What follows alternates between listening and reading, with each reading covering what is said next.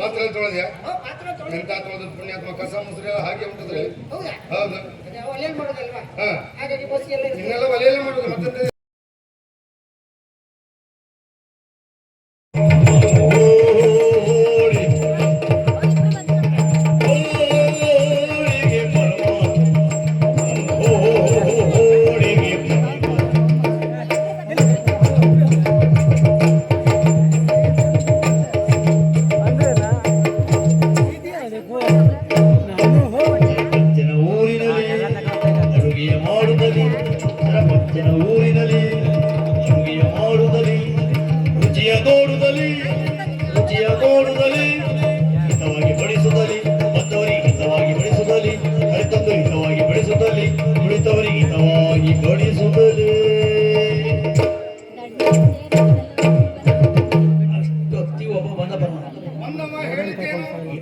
ಎಂತ ಅಡುಗೆ ಮಾಡ್ತೀಯ? ಬಾಯಿ ಹಾಕಿ ಉಪ್ಪುಳಿ ಖಾರ ಏನಿಲ್ವ ಅದು?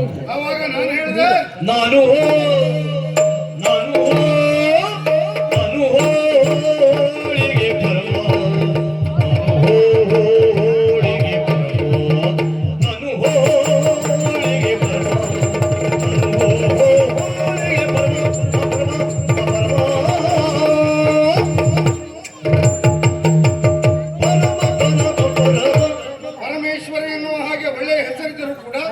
ನನ್ನನ್ನು ಕರೆಯುವುದು ಹೇಗೆ? ಪರಮ ಅಂತೇಳಿ.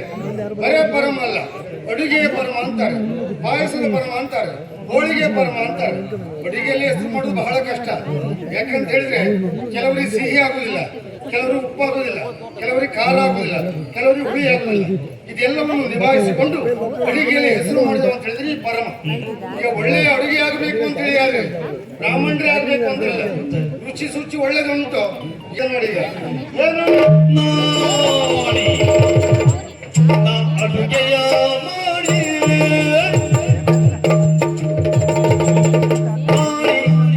ಅಡುಗೆಯ ಮಾಡಿ ಅಡುಗೆಯ ಉಂಟು ನನ್ನ ಅಡುಗೆಯ ಗಾಡಿ ಕಣ್ಣಿಟ್ಟರೆ ಸಾರು ಕೈ ಇಟ್ಟರೆ ಕೇರು ಕಣ್ಣಿಟ್ಟರೆ ಸಾರು ಕೈ ಇಟ್ಟರೆ ಕೇರು ನಾನಿದ್ದರೆ ರುಚಿ ರುಚಿ ಕೇಳಿ ಅಡುಗೆಯ ಮಾಡಿ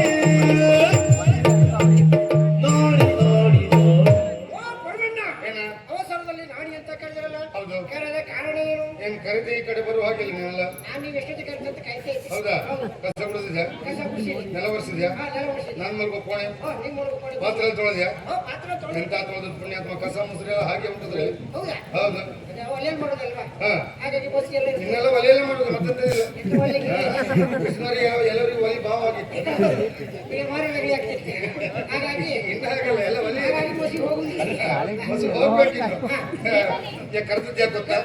ನಾಳೆಯ ದಿನದಲ್ಲಿ ಧರ್ಮಾತ್ಮ ಮಹಾರಾಜರ ಮಗಳ ನಾಮಕರಣ, ವಿಶೇಷ ಅಡುಗೆ ಆಗಬೇಕು ಅಂತ ಹೇಳಿದ್ದಾರೆ.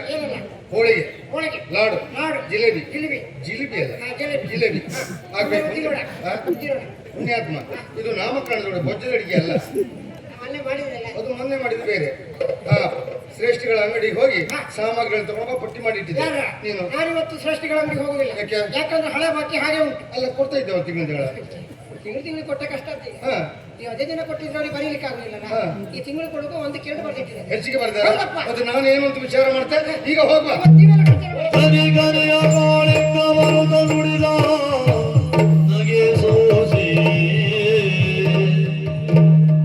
ನಮಸ್ಕಾರ. ನಮ್ಮ ಅಡುಗೆ ಸಹಾಯಕ ನಾಣಿ ಅಂತೇಳಿ ಅಡ್ಡಿಬೇಡಿಕೆ. ನಾಣಿಯವರೇ ನಮಸ್ಕಾರ. ಏ ಪರಮ, ಎಲ್ಲೇ ಹೋಗಲಿ ಎಲ್ಲವರ ಬಾಯಲ್ಲೂ ನೀನೆ. ಯಾರು ಹೇಳಿದೆ? ಆ ಮಕ್ಕಳ ಬಾಯ ಎಂತ ತಿನ್ನು ತಿಂಡಿಯ? ಹಾಗಲ್ಲ, ನಿನ್ನ ಸುದ್ದಿಯೇ ಮಾತಾಡುದು. ಅಡುಗೆಯಲ್ಲಿ ಪರಮನನ್ನು ಮೀರಿಸುವವರು ಯಾರೂ ಇಲ್ಲ ಅಂತ. ಅಷ್ಟು ಮಾತ್ರ ಅಲ್ಲ, ನಿನ್ನ ಪಾಯಸಕ್ಕೆ ಏನು ಹೆಸರು ಅಂತ? ಹೆಸರಾಕಿ ಪಾಯಸ ಮಾಡಿದ್ದಲ್ಲ, ಹಾಗಾಗಿ ಒಳ್ಳೆ ಹೆಸರು. ಹೆಸರಾಕಿ ಪಾಯಸ ಮಾಡೋದು ಒಳ್ಳೆ ಹೆಸರು. ಹೌದಾ? ಹಾಗಾಗಿ ನಾನು ದಿನಕ್ಕೆ 3 ಬಾರಿ ಹೆಸರು ಪಾಯಸ. ಎಷ್ಟು ಬಾರಿ? 3 ಬಾರಿ ಪಾಯಸ ಇದ್ರೆ ಪರಮ, ನಾಳೆ ಕಾರ್ಯಕ್ರಮದ ಉಸ್ತುವಾರಿ ಎಲ್ಲ ನಿನ್ನದಂತ ಹೌದೇನಾ? ಹೌದು ಸ್ವಲ್ಪ ಜವಾಬ್ದಾರಿ ತಕೊಳ್ಳಿ. ನಿಜವಾಗಿ ಇವತ್ತು ತಕೊಳ್ಬೇಕು. ಹೌದು ಯಾಕಂತ ಹೇಳಿದ್ರೆ ಬರುವಂತ ಜನರನ್ನು ಹೇಗೆ ನಿಯಂತ್ರಿಸಬಹುದು ಆ ವಿಚಾರದಲ್ಲಿ ನಾವು ಮುಂದುವರಿಯುವುದು ಬಿಟ್ರೆ ಅಡುಗೆ ವಿಚಾರದಲ್ಲಿ ನೀವೇ ನೋಡ್ಕೊಳ್ಳಿ. ಅಷ್ಟು ಮಾತ್ರ ಅಲ್ಲ, ಬಹಳ ಜನ ಸೇರುವಂತ ಒಂದು ನಿರೀಕ್ಷೆ ಇದೆ. ಹೇಳಲಿಕ್ಕಿಲ್ಲ. ಒಂದು 2,000 ಜನ ಅಂದದ ಹಾಕೊಂಡಿದ್ದೇವೆ. ಹೌದಾ? 2,500 ಹೋಳಿಗೆ ಮಾಡ್ತೇವೆ. ಜನಕ್ಕಿಂತ ಹೋಳಿಗೆ ಹೆಚ್ಚಿನ. ಹೌದು. ಈಗ ಅನ್ನ ಸಾರಾದ್ರೂ ಆಕ್ಷೇಪಣೆ ಮಾಡ್ಬೋದು. ಈ ಹೋಳಿಗೆ ಆಕ್ಷೇಪಣೆ ಮಾಡ್ಲಿಕ್ಕೆ ಕಷ್ಟ ಆಗ್ತದೆ. ಕಷ್ಟ. ಹಾಗಾಗಿ